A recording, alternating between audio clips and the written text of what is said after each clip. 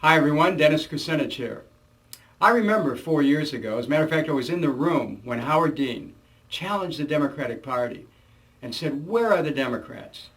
And he inspired millions of Americans to look at the potential of our Democratic Party to really change things in this country. That's why, at the beginning of 2007, we all had such a great sense of hope when the Democrats took over the House and the Senate. One of the great concerns that I have is that we haven't been using the power of our party to end this war. We actually could simply have told the president no more money for the war.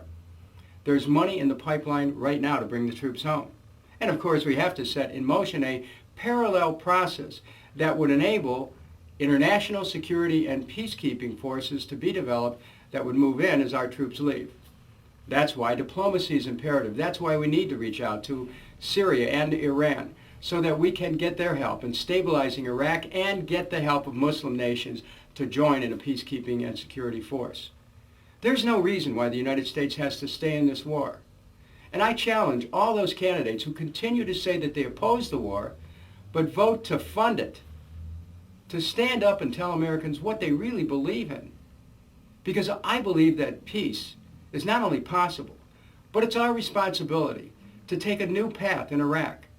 And that path cannot be taken if people keep voting to fund the war. That's why I voted 100% of the time against funding this war, because I understood that you fund the war, you reauthorize it all over again. So what's the direction? The direction is not just out, but the direction is embodied in H.R. 1234, a plan to end the war in Iraq, to stabilize Iraq, and to take America in a new direction. I think that it's so important that we understand that the United States can never again wage a war of aggression against another nation, that we must reject war as an instrument of policy, that we have to develop alternative energies so that no administration in the future would be tempted to go and try to grab another nation's oil resources, as this administration moved against Iraq and is still rattling the sabers against Iran. Where are the Democrats? Well, we're all here now, and we're in power.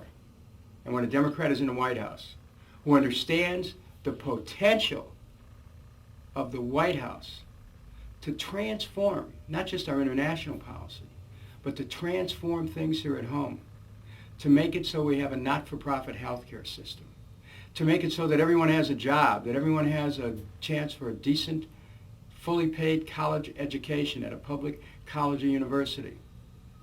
When we have a president who is really ready to respond to the deeper meaning of what it means to be a Democrat, then everything changes.